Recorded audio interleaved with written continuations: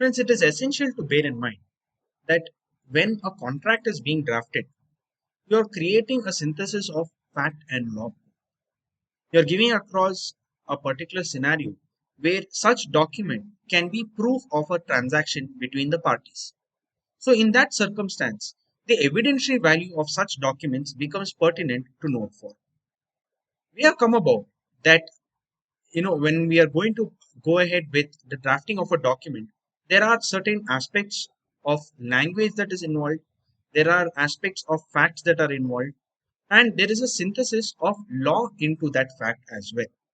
Now, when there is a combination of all these three aspects, there is a chance for each person to interpret or look at the particular contract differently when there is an ambiguity. Now, as a general rule, there are several rules for interpretation. The first and foremost is the literal rule. When there is a confusion in interpreting the terms of a contract, what the term means literally is what is taken as final. In the sense, if I am to refer the term bag, so I will generally look at it from the perspective of what is generally construed as a bag. So I will not be looking at it as a bag of a specific make. Rather, I would just look at it as a particular instrument in which things can be stored and the same can be carried away. That is the literal rule. Now, if I am to mention the brand name of a particular bag and give across the dimensions, in those circumstances, the literal rule of interpretation shall not apply. That is when I will go ahead with a specific construction of the contract. The next aspect that is kept in mind is that of the beneficial rule of interpretation. Now, when there is an ambiguity in the contract, so long as the party has performed his part of the promise and the interpretation from the contract allows for an aspect where there is an ambiguity that comes into existence, as long as the rule is beneficial, that it can cover the actions of one or more of the parties, then in those circumstances, the beneficial rule of interpretation is also applicable in a contract. The next rule that applies is with regard to the parole evidence. So, in this context, it is pertinent to note that the parole evidence means that you are going to read into documentations which are not there within the contract. Now, this is a particular instance wherein you will need to understand that when there is a contract, it should have some evidentiary value. There cannot be any subsequent document as a general rule which can be read into that contract. For instance, let us say you are giving across an order for a bed or any other particular furniture or fittings.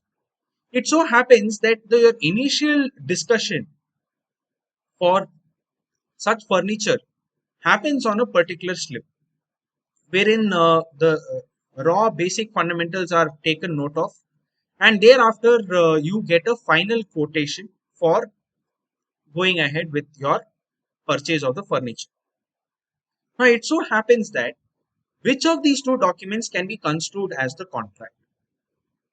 Please note, it is the second document which is prepared on a final basis, which comes across to you with all the specifications, is to be treated as a contract.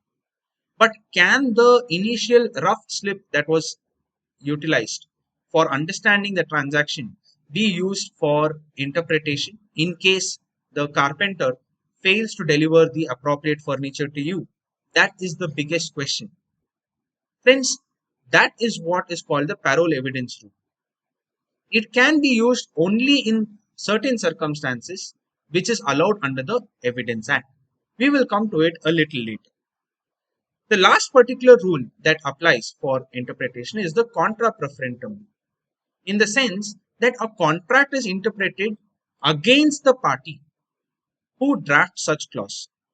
Please note, friends, this is also a further extension of the rule of pari delicto, in the sense when in a contract, when two or more parties are not on equal footing, there is a particular instance that is given across to understand or read the contract in a manner that is favorable to the weaker party who has not drafted the contract. This rule of contra preferentum is applicable majorly throughout in contracts with consumers, contracts where a person from a fiduciary relationship is engaged and not in commercial transactions. In commercial transactions, please note it that all parties are deemed to be equal. They are not to be looked at different footings or foot scales. So they are looked as parties who have equal bargaining or negotiation power, but nonetheless, there are certain exceptions to it, is the only instance where it can be looked into. Now let us move ahead with understanding section 91 of the Evidence Act. Please note, friends, the Evidence Act clearly provides and stipulates that when there is a document which describes the terms and conditions of a contract which the parties have etched into writing, in those circumstances, such document would be used as primary evidence, and there cannot be any evidence introduced to the contrary to such document except in certain circumstances. Now, that is the premise which I need you to understand. When a contract is drafted into and brought into existence, there is a synthesis of facts, events, the understanding of the parties, and the law in hand. So, as such, the document becomes the foremost aspect to be looked into to understand the nature of the transaction and the manner in which the parties are to carry out their conduct. Section 91 provides that a deed constitutes us a primary evidence in the sense that if there is a contractual document in hand which speaks about the manner or the obligations of the parties, there cannot be any evidence introduced to the contrary. The law has forbidden any contradiction or any addition, subtraction, or variation in a written document by any extrinsic evidence. In this context, it is pertinent to understand the judgment of a Delhi High Court. The Delhi High Court, in one of the cases, observed and noted that WhatsApp messages cannot be used for interpreting a contract. Please note, friends, this is something that needs observation in the sense that where the contractual terms are clear in the sense that there is no ambiguity involved in interpretation, in those circumstances, WhatsApp conversations between the parties cannot be looked into for secondary evidence. But however, in case there is an ambiguity in interpretation, in those circumstances, can WhatsApp conversations or any other alternate communication methods such as emails, letters, can whether they can be used as a secondary evidence or not is something that can be allowed as per the Evidence Act. It is provided that the courts may examine the facts surrounding the circumstances to which the language of the document may be related. It may so happen that every business has its own colloquial terms and phrases which are used for the purpose of understanding.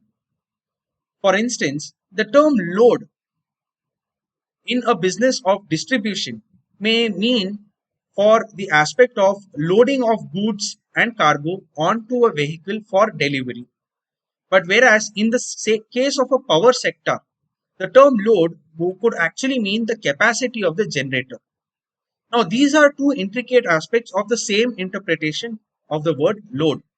Now, this is one of the particular instances which you need to know. So, as such, the courts will take it into consideration. In case it is a power sector contract, then the term load will be interpreted in light of its business. But whereas in the case of a distribution contract, the term load will be interpreted likewise.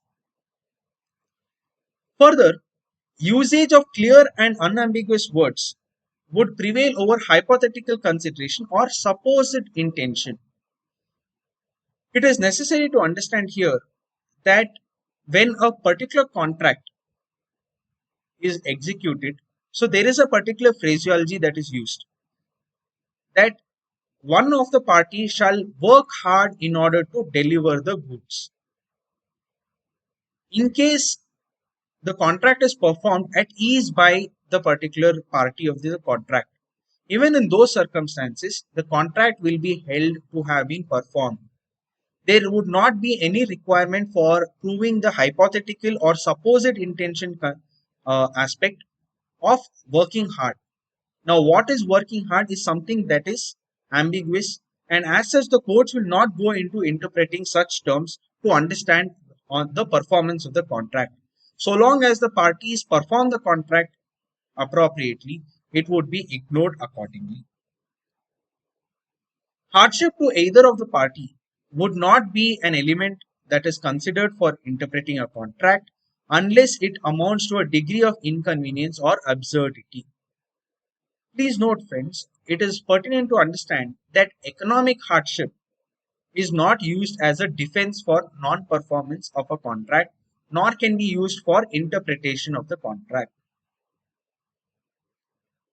So, this is one of the biggest aspects that brings about on the aspect of using external documentation for interpretation. Now, on this context, the concept of enforceability of the contract in case of hardship was discussed in the energy watchdog case in the year 2015 and 16 respectively by the Supreme Court. The energy watchdog case was that the Adani Power Group was required to supply power to the Gujarat Electricity Company, which is a state-owned entity.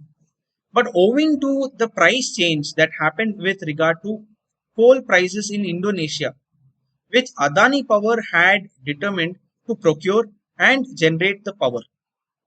But owing to such change in price or the price fluctuation, Adani could not procure it at a low price, and as such sought to terminate the contract or sought to revisit the price negotiation on the ground of change in price owing to change in foreign law.